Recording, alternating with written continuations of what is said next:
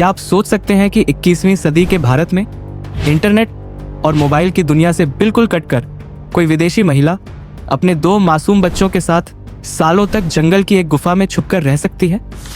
शायद आपको लगेगा कि यह किसी हॉलीवुड फिल्म की कहानी है, लेकिन यह सच्चाई है।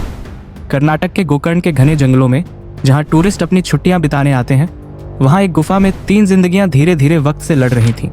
ना कोई ठिकाना, न कोई कानूनी पहचान, न कोई मदद, सिर्फ एक माँ का साहस और 2 मासूम बच्चियों की उम्मीद। इस सवाल ने पुलिस और प्रशासन को भी चौंका दिया। कोई इंसान ऐसा क्यों करेगा? कैसे कोई खुद को और अपने बच्चों को समाज से काटकर एक खतरनाक जंगल में ले जाकर बस सकता है? आज की इस वीडियो में हम जानेंगे क्यों नीना कुटीना नाम की रूसी नागरिक ने अपने बच्चों के साथ भारत में गुमनामी की जिंदगी चुनी। कर्नाटक का गोकर्ण इलाका अपने शांत समुद्र तटों, आध्यात्मिकता और योग परंपरा के लिए मशहूर है। हर साल हजारों विदेशी पर्यटक यहाँ ध्यान और आत्मखोज की तलाश में आते हैं। लेकिन इसी जगह एक घटना घटी जिसने सबको चौंका दिया। रूस की नागरिक नीना कुटीना और उनकी 2 छोटी बेटियां पिछले 2 साल से जंगल की एक गुफा में रह रही थीं। उनका वीज़ा साल 2017 में खत्म हो चुका था। कानूनी नज़रिए से यह सीधा वीज़ा उल्लंघन है, लेकिन मानवीय दृष्टि से यह सवाल भी खड़ा करता है, कोई माँ अपने बच्चों के साथ ऐसी दुर्दांत परिस्थितियों में क्यों रहेगी? यह कहानी इसलिए महत्वपूर्ण है क्योंकि यह हमारे सिस्टम, समाज और मानवीय करुणा की परीक्षा लेती है। जब कानून के कड़े प्रावधान और इंसानी संवेदनाएं आमने सामने हो, तो क्या सही है और क्या गलत? इसके अलावा यह घटना विदेशी नागरिकों के भारत में वीज़ा नियमों, उनकी ट्रैकिंग और पुनर्वास व्यवस्था पर भी गंभीर सवाल खड़े करती है। क्या हम ऐसे मामलों को सिर्फ कानूनी नज़रिए से देख सकते हैं, या इसमें इंसानी पहलू को भी समझना होगा? यही वजह है कि यह कहानी जानना और समझना ज़रूरी है। नीना कुटीना, रूस की एक 40 वर्षीय महिला जिनकी ज़िंदगी कभी साधारण नहीं रही। मॉस्को में जन्मी और पली बढ़ी नीना ने शिक्षा पूरी करने के बाद व्यापार और आध्यात्मिक साधना दोनों में गहरी रुचि विकसित की। साल 2016 में वे भारत आईं। उनके पास वैध बिजनेस वीज़ा था जो 1 साल बाद समाप्त हो गया, लेकिन यहीं से उनकी कहानी असामान्य मोड़ लेने लगी। वीज़ा की समय सीमा खत्म होने के बावजूद नीना ने भारत छोड़ने के बजाय यहीं रहने का फैसला किया। इस दौरान उन्होंने 2 बेटियों प्रेमा और अमा को जन्म दिया। प्रेमा सिर्फ 6 साल की है और अमा 4 साल की। इन मासूम बच्चियों ने अपनी पूरी बचपन की स्मृतियां जंगल और गुफा में बिताई हैं। नीना का मानना था कि आध्यात्मिक साधना और प्रकृति के बीच रहकर ही असली आत्मज्ञान मिलता है। वे कहती थीं, सांप हमारे मित्र हैं। जब तक आप उन्हें डर से नहीं देखते, वे आपको नुकसान नहीं पहुंचाते। आज जब यह कहानी सामने आई तो हर कोई हैरान रह गया। कैसे एक महिला अपने बच्चों को लेकर इस हद तक अलग थलग रह सकती है? उनकी इच्छा शक्ति, डर और उम्मीद का यह संगम अब चर्चा का विषय बन चुका है। नीना की यह असाधारण यात्रा साल 2016 की एक ठंडी सुबह से शुरू हुई, जब वे मॉस्को एयरपोर्ट से एक छोटे से बैग और बड़ी उम्मीदों के साथ भारत के लिए रवाना हुई। उनका मानना था कि भारत ही वह जगह है जहां वे अपने जीवन के असली अर्थ को खोज सकेंगी। गोकर्ण अपनी आध्यात्मिक ऊर्जा और शांत वातावरण के लिए जाना जाता है। नीना के मन में हमेशा एक आकर्षण का केंद्र रहा। उन्होंने यहाँ आने से पहले ध्यान और योग के कई कोर्स किए थे। जैसे जैसे दिन बीतते गए, उनका यहाँ रुकना लंबा होता गया। वीज़ा की अवधि खत्म होने के बावजूद वे यहीं रहने का निर्णय ले बैठी। शुरुआत में उन्होंने कुछ आश्रमों में समय बिताया, लेकिन धीरे धीरे वे समाज और शहरी व्यवस्था से पूरी तरह कट गईं। उन्हें लगा कि अगर सचमुच आत्मज्ञान चाहिए तो सभ्यता से दूर जाना होगा। यहीं से उनके जीवन की एक नई दिशा शुरू हुई। जंगल की पगडंडियाँ, पहाड़ियों की खामोशी और गुफा की अंधेरी छांव अब उनका घर बन गए। शायद वे खुद को खोज रही थीं या किसी डर से भाग रही थीं, लेकिन यह साफ था कि उनकी यात्रा अब सामान्य नहीं रही। गोकर्ण की पहाड़ियों में शुरुआत में सब कुछ शांत था। नीना को जंगल की खामोशी में एक तरह की आत्मिक राहत मिल रही थी, लेकिन जैसे जैसे दिन हफ्तों और महीनों में बदलने लगे, असली समस्याएं सिर उठाने लगीं। सबसे पहला संकेत खतरे का था वीज़ा की समय सीमा समाप्त होना। 17 अप्रैल 2017 के बाद नीना भारत में अवैध रूप से रह रही थीं। एक विदेशी नागरिक के लिए यह एक बड़ा कानूनी अपराध है, लेकिन उन्होंने खुद को छिपा लिया। न तो दूतावास से संपर्क किया, न ही किसी रजिस्ट्रेशन ऑफिस से। दूसरा संकेत था बच्चों का जन्म और पालन पोषण। दोनों बच्चियां, प्रेमा और अमा, भारत में पैदा हुई, लेकिन उनके पास कोई कानूनी दस्तावेज जन्म प्रमाण पत्र या नागरिकता नहीं थी। जंगल और गुफा में बच्चों को पालना किसी भी मां के लिए मानसिक और शारीरिक परीक्षा थी। खाने पीने का सामान भी कम होने लगा। बारिश के मौसम में गुफा के अंदर पानी भर जाता।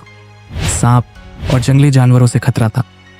नीना सब कुछ सह रही थी, लेकिन अब उनकी जिंदगी धीरे धीरे मुश्किलों के घेरे में फंसने लगी थी। समाज से कटे होने का मतलब था अगर कुछ गलत होता तो मदद की कोई उम्मीद नहीं थी। और यहीं से उनकी असली परीक्षा शुरू हुई। जैसे जैसे वक्त बीतता गया, नीना और उसकी बेटियों की जिंदगी एक कठिन परीक्षा में बदल गई। गोकर्ण के उस पहाड़ी जंगल में, जहां न तो साफ पानी की व्यवस्था थी, न रोशनी और न ही सुरक्षा, वहां हर दिन जिंदा रहना एक नई चुनौती बन गया। नीना ने गुफा के बाहर प्लास्टिक की चादर और बांस की टहनियों से एक अस्थायी ढांचा बना रखा था, ताकि तेज बारिश और धूप से कुछ हद तक बचाव हो सके। खाने के लिए कभी कभी बाजार से ब्रेड या इंस्टेंट नूडल्स लाती, लेकिन अधिकतर समय वे जंगल में मिलने वाली जड़ी बूटियों, पत्तों और उबली सब्जियों पर निर्भर रहती थीं। बच्चियों के लिए कोई स्कूल नहीं था, कोई किताब नहीं, कोई दोस्त नहीं।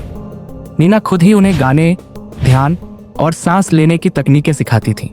वह कहती थी, शरीर कमजोर हो सकता है, लेकिन मन अगर मजबूत हो तो सब सहा जा सकता है। जंगल में सांपों और कीड़ों का डर अलग, और मानसून के मौसम में गुफा में पानी भर जाने का खतरा अलग। कई रातें उन्होंने जागकर गुजारी, केवल यह देखने के लिए कि कहीं कोई जंगली जानवर उनके बच्चों को नुकसान न पहुंचा दे। हर सुबह एक सवाल से शुरू होती थी, आज क्या मिलेगा खाने को और क्या हम सुरक्षित हैं? नीना की सबसे बड़ी ताकत थी उनका आत्मनियंत्रण और साधना में विश्वास। जंगल की परिस्थितियों से निपटने के लिए उन्होंने कुछ चतुर निर्णय लिए। सबसे पहले उन्होंने गुफा के भीतर एक सुरक्षित कोना चुना, जहां पानी कम आता था और बच्चों के लिए खतरा न्यूनतम था। वहां उन्होंने प्लास्टिक शीट, लकड़ी की चटाइयां और पत्थरों से एक साधारण रहने योग्य जगह बनाई। खाने के लिए वे सप्ताह में 2 बार स्थानीय बाजार जाती और ज्यादातर वक्त सूखे खाने का स्टॉक करके रखती। पानी के लिए पास की चट्टानों से रिसने वाले झरनों का उपयोग करती थी। बच्चों की मानसिक स्थिति को मजबूत बनाए रखने के लिए वे रोज ध्यान, योग और संगीत का अभ्यास कराती थीं। सांपों से निपटने के लिए वे कहती थीं, उन्हें डराओ मत, वे खुद हट जाते हैं। इन निर्णयों ने न सिर्फ उन्हें जिंदा रखा, बल्कि मानसिक रूप से भी स्थिर बनाए रखा। किसी भी इंसान की सहन शक्ति की एक सीमा होती है। नीना के लिए यह मोड़ तब आया जब लगातार कई दिनों तक मूसलाधार बारिश ने गुफा को लगभग डुबो ही दिया। गुफा के फर्श पर पानी भर गया, प्लास्टिक शीटें बह गईं और ठंड इतनी बढ़ गई कि बच्चियां कांपती रहीं। एक रात जब अम्मा को तेज बुखार आया और उसके शरीर में कंपन होने लगी, नीना ने पहली बार महसूस किया कि शायद अब वह सब कुछ खो देंगी। उस घने अंधेरे में गीली चटाई पर बैठी नीना ने अपनी गोद में बच्ची को समेटते हुए आंसुओं को रोका। वह सोचने लगी, क्या मैंने गलत फैसला किया? क्या मेरे आध्यात्मिक लक्ष्य मेरे बच्चों की जान से ज्यादा जरूरी हैं? यह वह लम्हा था जब आत्मविश्वास और भय की लड़ाई चरम पर पहुंच गई। मदद मांगने का मतलब था पकड़े जाना, और छिपे रहने का मतलब था शायद बच्चियों की जान पर खतरा। कई घंटे तक वह सिर्फ एक प्रार्थना करती रही, अगर सचमुच कोई शक्ति है तो हमें बचा लो। यही रात उनके हौसले को सबसे बड़ी परीक्षा देने वाली थी। वह निर्णायक सुबह 9 जुलाई 2025 की थी। बारिश थमी तो नीना ने गुफा के बाहर कपड़े सुखाने के लिए रस्सी बांधी। शायद यही एक छोटी सी लापरवाही थी जिसने उनकी छुपी हुई दुनिया को बाहर ला दिया। गोकर्ण पुलिस की एक गश्ती टीम जो इलाके में अवैध गतिविधियों की तलाश कर रही थी, जंगल की पगडंडी से गुजर रही थी। तभी एक कांस्टेबल की नजर गुफा के मुहाने पर सूखते कपड़ों और कुछ प्लास्टिक के थैलों पर पड़ी। टीम को संदेह हुआ कि कोई यहाँ छुपकर रह रहा है। करीब 11:30 पर पुलिस ने गुफा में कदम रखा। एक टॉर्च की रोशनी अंधेरे में गई और वहां नीना अपनी बेटियों को सीने से लगाए बैठी थीं। अचानक रोशनी और आवाजें सुनकर बच्चियां डर के मारे सिमट गईं। पुलिस ने बहुत संयम से बात की। नीना ने धीरे धीरे टूटी फूटी अंग्रेजी में बताया कि वह रूसी नागरिक हैं और उनके पास वैध वीजा नहीं है। आखिरकार पुलिस ने उन्हें गुफा से बाहर निकाला। बच्चियां घबराई हुई थीं, लेकिन सुरक्षित थीं। नीना जान गई कि अब यह जीवन छुपा नहीं रह सकता। उनके लिए यह अंतिम मोड़ था। अब लौटने का समय आ चुका था।